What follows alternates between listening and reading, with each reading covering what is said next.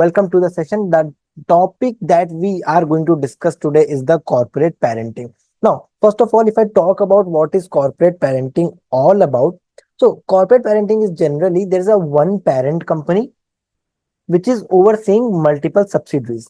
The one of the best examples in India we have is Tata Group. Correct. Tata Group is just like one big company, Tata Investment, Tata Sons and Investment, which is managing number of companies under itself. That is one of the example of the corporate parenting. Now, we have to analyze the performance of subsidiaries within a corporate group. That is the general exam scenario.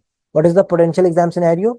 We have to analyze the performance of different subsidiaries, or it can be just one subsidiary or the two subsidiaries within a corporate group. Now, it is not frequently tested, and but understanding these analysis points can be valuable if corporate parenting question appears. So one thing that says that it is not damn too important. So we are not going to waste a lot of our energy over here.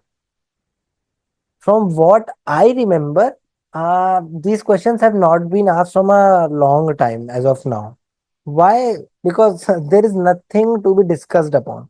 Although it used to be tested before, but from the recent exam data, this question has not been tested. That is why we are not worried much about this particular segment. Now, whenever we get a question like this, what are the topics that we have to talk about over here? What are the key areas for subsidiaries that we will be writing? Now, the very first point that we had to write is the industry growth phase. So, what is the growth phase of your industry? Is it in the growth phase? Is it in the maturity, or is it in the decline phase? Now, what is the growth phase? Basically, you are having a rapid expansion, you are doing a lot of investment, you are coming up with new product lines, and you are in the growing phase. That is the growth phase. Second phase could be the maturity. You have already grown damn too much. Now you are in a very stable position. Example like Hindustan Unilever or Reliance or TCS. They are in the maturity phase because they have already grown that damn too much. Now they do not have a very high competition. They have a very stable competition, and they focus more on the efficiency part, basically how to save their cost. After that, there is one market that is called as the decline market. Now, when I talk about decline, basically the market share of the company is declining, and now the company might enter into the consolidation phase. Now, when I say the consolidation, it means that the company will not be able to see any growth for the coming time period. For next 3 to 5 years could be a general uh, period that we can say as of now. Okay. So after that, these are the three things: growth phase, maturity phase, and then the decline phase. After that, we have the market share percentage. You have to talk about the market share percentage. When I say the market share percentage, basically you talk about what is the subsidiaries revenue and what is the total industry revenue. Or you can talk about the total market cap, total industry is of 500 CRs, and your subsidiary is of only 20,000 CR or 200 CR or whatever the number is. I'm not sure, but the number can be a different as well. Over here, you'll be talking about the market share that your parent company or your subsidiary company is having right now.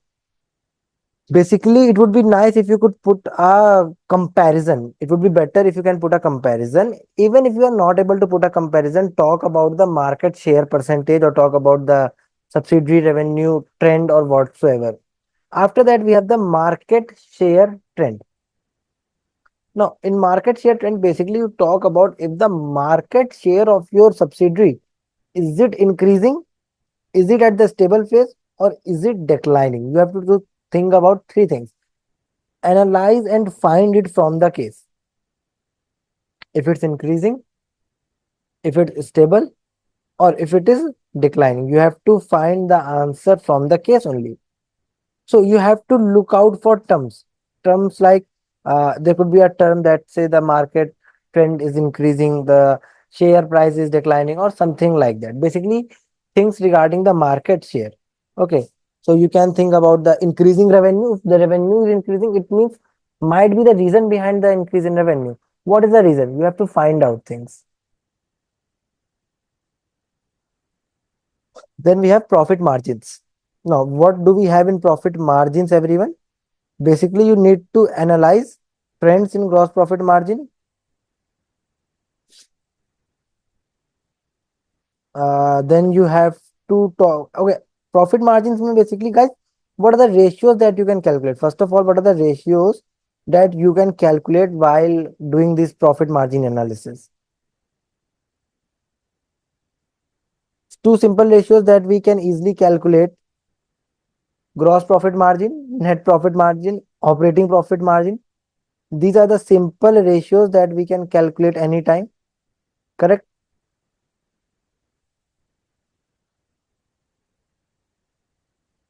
Guys, are you getting my point?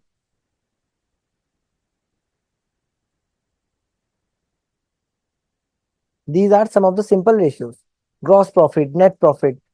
Find out if the margins are increasing or decreasing. Now, there must be a reason.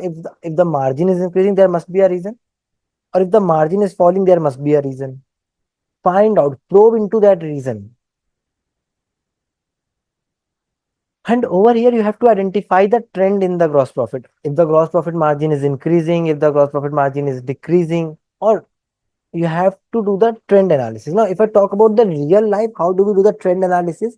Basically, you can open up any of the company's chart and you'll be able to find out. So let me give you one example about the real life trend analysis that we do as a researcher.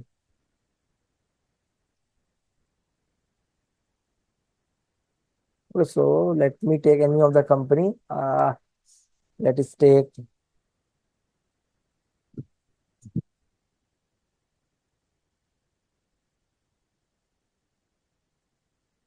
let us take one of the most famous, TCS only.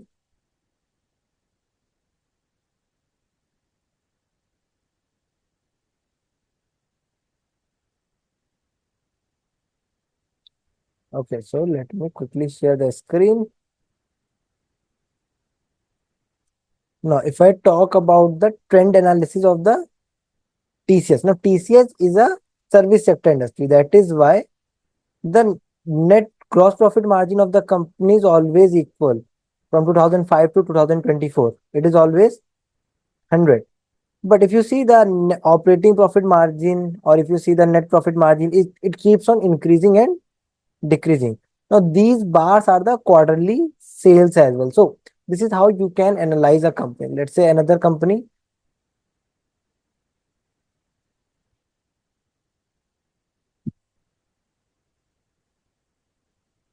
Now, if we talk about this company, now over here the gross profit margin has been increasing.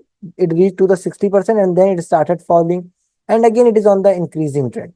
Same goes with the net profit margin and the operating profit margin. Now, these are the certain things that you have to look for while writing down your answer as well. Okay, and now I hope this part is clear what is regarding the gross profit margin and the net profit margin trend is all about. The last but not the least is the BCG matrix. Now, since I've already told you that we do not get this question damn too much, now within a model, there is one more model that is called as the BCG matrix. Now, what is the BCG matrix? Basically, uh, let's say we have a product or we have a company or we have a subsidiary or something like that, and we want to find out what to do with that company. For that purpose, we use the BCG matrix. So BCG matrix can be used for a product. It can be used for a specific subsidiary as well. Now, when I talk about BCG matrix, this is what the BCG matrix talks about. We have star, we have cash cow, we have dog, and we have question mark. So let us take an example of the Apple company and talk about its different products. Or if you want, I can take the example of Tata as well and talk about the different subsidiaries of Tata. Since I have already talked about Apple over here in the example. Now, if the market growth and if the market share, these are the market growth and market share, and this is high, this is low, this is high, this is low. So if the market share is high, and market growth is high. So these are the stars of the company. These are the stars of the company. They have seen rapid growth and rapid expansion. Example, iPhone.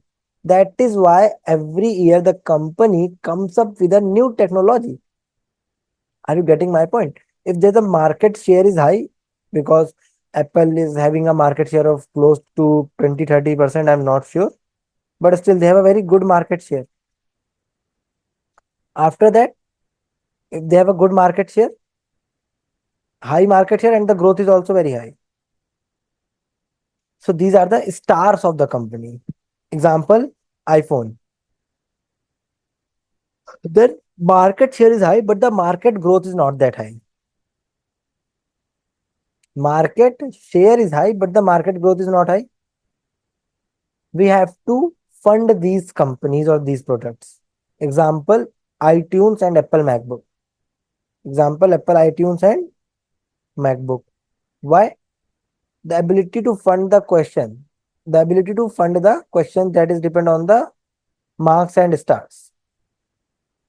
So basically, we have to just generate the revenue as much as possible from the cash cows, because cash cows are the quick cash generators for the company. That is why we have iTunes over here.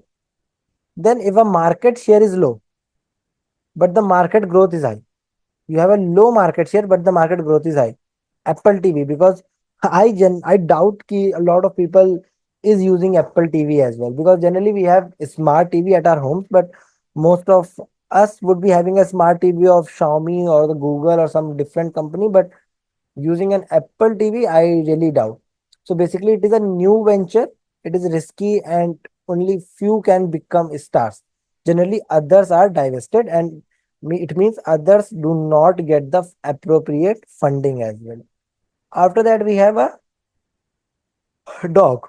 Bro, what is dog all about? It is having a low market share, and even the market growth is very low. So example is iPads, because right now a very low amount of people or the very less population uses iPad, because right now a lot of people is having very large iPads only, large phones only. They have a very wide screen phones. So use of iPad is on a very declining trend. So basically low market share and the growth of diversification.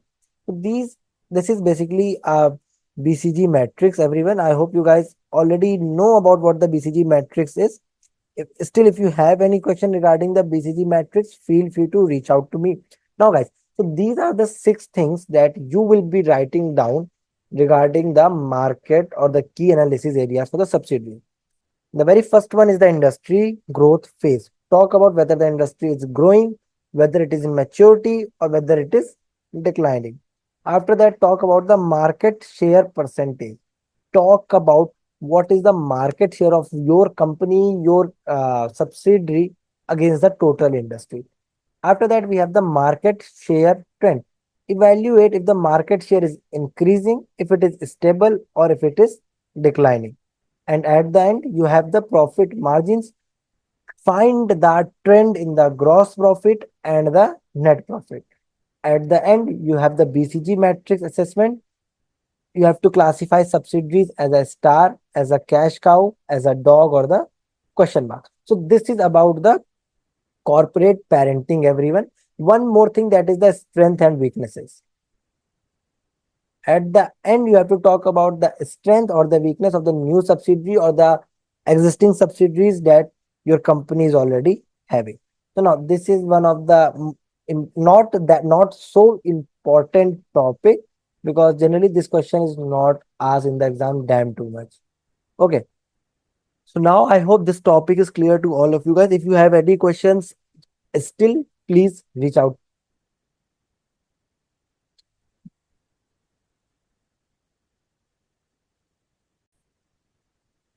Okay, so now the new model that we have to cover is the Ansoff growth model. Now, Ansoff growth model basically talks up onto the revenue part of the company. So whenever you are given a question which talks onto the revenue part, I guess Ansoff would be the best one to answer that question. Again, the models are not compulsory.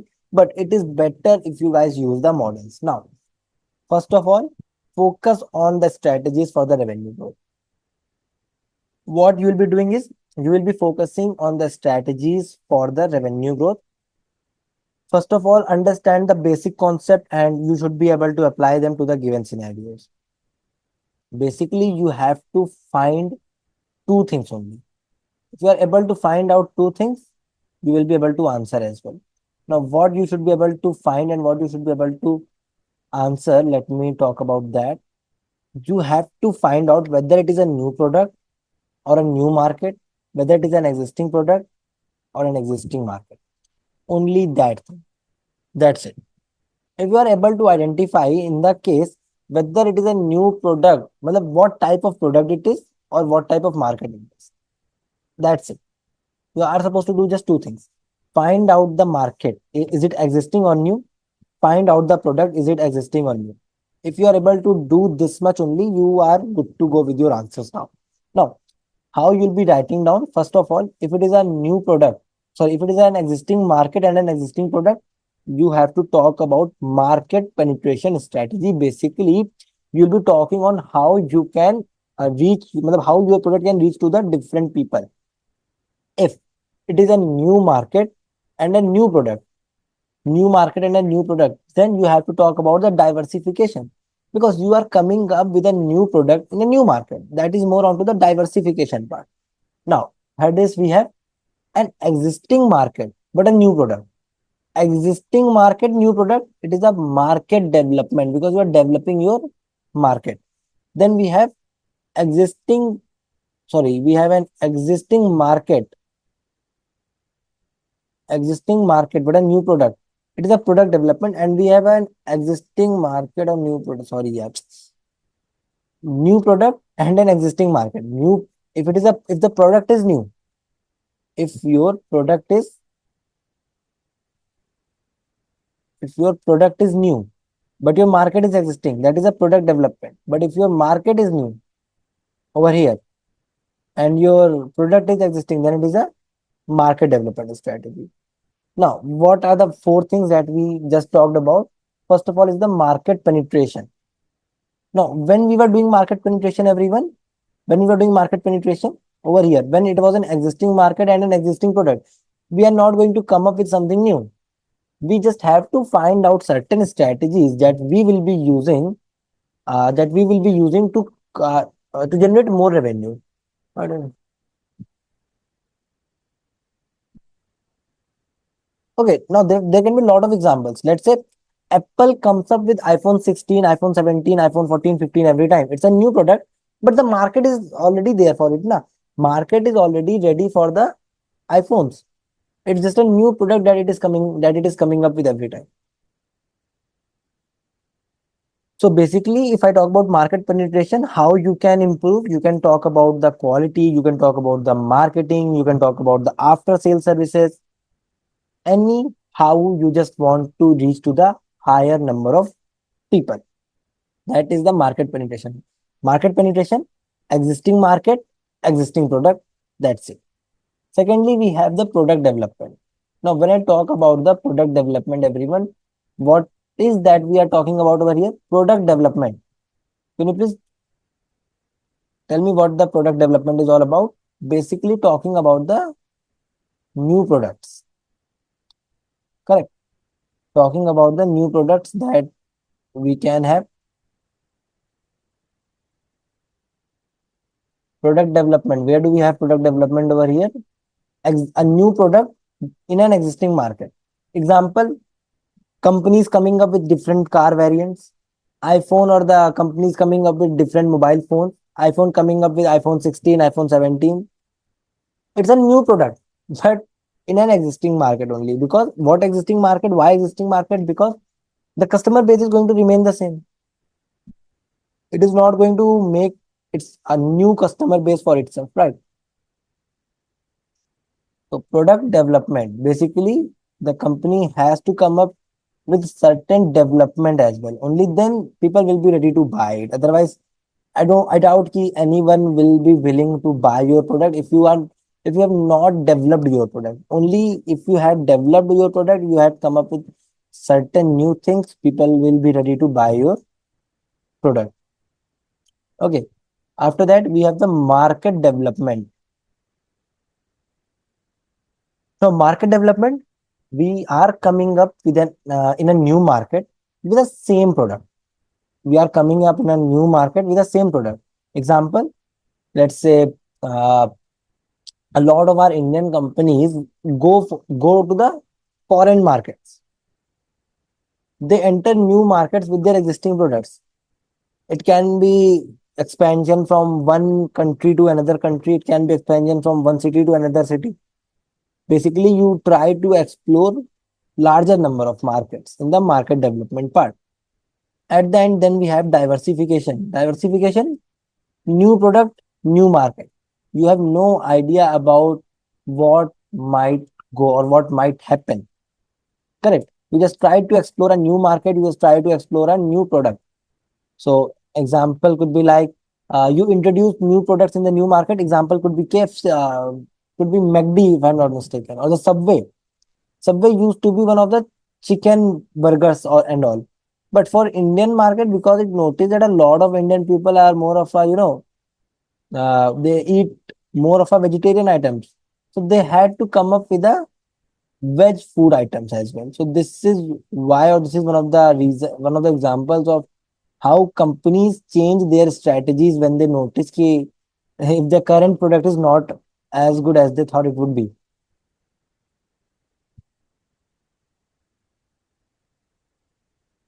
I hope this part is clear to all of you regarding the diversification. So what you have to worry about, you have to find out if it is a new product or if it is a new market or if it is an existing product or existing market. If you are able to identify the type of market and the type of product, you will be able to write it. And try to write the correct word if possible. Otherwise, I doubt that you guys will be getting any marks if you are using the wrong strategy. Okay, if you are saying it's a new market and a new product, and we're talking about market penetration, you will not be able to prove it anyhow. Correct. You will not be able to prove it anyhow, and you'll be losing your marks. So it's of no use at the end.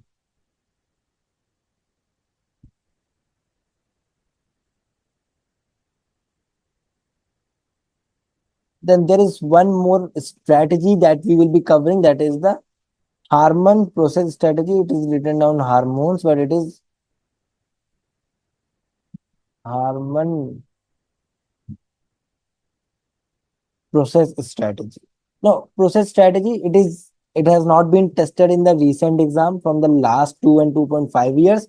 So it has a very low priority for the exam preparation. But still, we will just cover it once for the today's class. Now, basically, you talk about the processes. Now, what processes? Basically, the operations that the company perform. Correct. The company will perform a lot of different procedures, and you have to talk about these operations only. Whether the operations that the company is performing, are they up to the mark or not? You have to talk about these things. Now, you can divide it again into the matrix. Now, you are not supposed to make the matrix in the exam. Although you can make it, you can just make a four chart for two column, two row table, which will do your work. Now, if the process complexity and its importance, if the importance is low and its complexity is low as well, but it is not that important for you and it is not that complex as well. So we can directly, straightforwardly, we can just automate that product. We don't want to use a lot of our resources. Simple example, human resource is one of the low strategic important and low complex thing. That is why a lot of people, either they outsource it or they use a ERP software. Basically, we try to use the minimum resources to do this work. Now, if the strategic importance is low, but it is highly complex. Now, low important, I understand, but because it is a complex procedure, even if we just automate it, I doubt that people will be able to, the machines will be able to perform the work. So, because it is complex, we will outsource the work rather than doing it oneself, we will let let someone else who is better suited for that thing do the work. Example could be the outsourcing of the audit work right now. Then we have,